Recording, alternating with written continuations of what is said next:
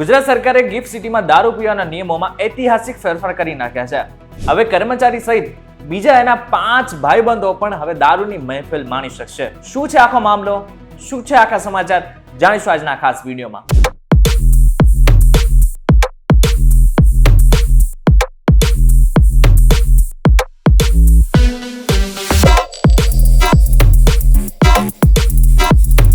નમસ્કાર અને welcome back folks VTV digital ઉપર તમે જોઈ રહ્યા છો ડેઈલી ડોઝ અને હું છું આપનો દોસ્ત કરણ ચડોતરા. ગુજરાત સરકારે લિકર પોલિસીમાં ફેરફાર કરીને બહારના લોકોને પણ હવે દારૂની મહેફિલ માણવાની છૂટ આપી દીધી છે.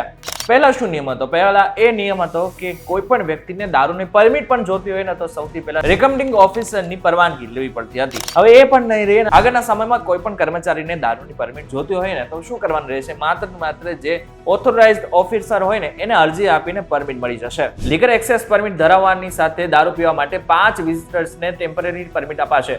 તેથી એક સાથે 6 લોકોનું ગ્રુપ સાથે બેસીને દારૂ પી શકશે. આની પહેલા શું હતું? આની પહેલા નિયમ હતો કે તમારે જો ગિફ્ટ સિટીમાં દારૂની પરમિશન જોતી ન તો સૌથી પહેલા રેકમેન્ડિંગ ઓફિસરની તમારી સાઇનની સિક્કા જોઈએ. એ સાઇનની સિક્કા કરે ને આ બાદ આખી પ્રોસેસ થાય ને આ પ્રોસેસ થયા બાદ જ તમને પરમિટ મળતી હતી. હવે રેકમેન્ડિંગ ઓફિસમાં ઘણા બધા હોદ્દાઓ આવે છે, જેમ કે HR હેડ, PRO કે પછી બીજા કોઈ પણ સિનિયર હોદ્દા પર બેઠેલા જવાબદાર અધિકારી. પરંતુ હવે રેકમેન્ડિંગ ઓફિસરની કોઈ જરૂર નથી. એટલા માટે થઈને આગળના સમયમાં જેટલી પરમિટ ઇસ્યુ કરવી હશે ને એટલી કંપની આરામથી તેના કર્મચારીઓ માટે કરી શકશે. દરેક પરમિટ પર 5 લોકોને બોલાવી શકશે. તેથી 15-20 એક્સેસ પરમિટ ભેગી કરીને 100 થી વધુ લોકોની પાર્ટી કરવી હોય તો પણ કદાચ આગળના સમયમાં થઈ શકશે. ગુજરાત સરકારે 30 ડિસેમ્બર 2023ના રોજ જેટલા પણ બહારથી કર્મચારીઓ ગુજરાતમાં આવીને કામ કરે છે અને ગિફ્ટ સિટીમાં કામ કરી રહ્યા છે બધા જ લોકોને જો દારૂની પરમિટ જોતી હોય ને તો એ બધા જ લોકોને અમુક શરત મુજબ તેમને દારૂની પરમિટ એટલે કે લીકર પરમિટ આપેલી હતી. અને એવું પણ કહેવામાં આવી રહ્યું હતું કે એક વખત જો ગિફ્ટ સિટીમાં દારૂ મળવા માંડશે ને તો આગળના સમયમાં ગુજરાતના અલગ અલગ જિલ્લાઓમાં પણ દારૂ મળવા માંડશે અને દારૂની તો નદીઓ વહેશે. પરંતુ જો કે એવું કશું થયું નથી.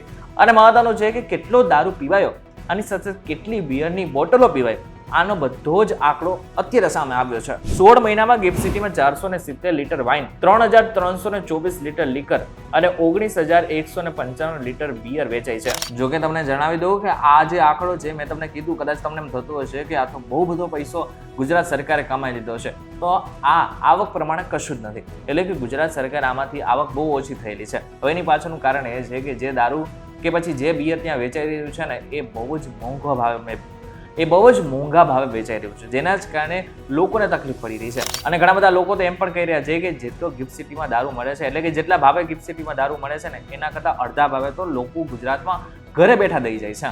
હવે વાત તો કેટલી સાચી છે તો ગૃહ વિભાગને ખબર, પરંતુ ઇન શોર્ટ વાત એટલી છે કે આગળના સમયમાં એક કર્મચારી જો ગિફ્ટ સિટીમાં કામ કરતો હશે તો એના બીજા 5 ભાઈબંધો આરામથી દારૂની મહેફિલ માણી શકશે. ત્યારે આ બાબતને તમે કઈ રીતના જોઈ રહ્યા છો અમને જરા કોમેન્ટ કરીને ચોક્કસ કહેજો. વિડીયો થકી જો તમને કોઈ ઇન્ફોર્મેશન મળી હોય તો વિડીયો લાઈક અને શેર જરૂર કરજો. તો આવા જ ઇન્ફોર્મેટિવ વિડીયોઝ માટે વીટીવી ડિજિટલ સાથે જોડાયેલા રહેજો.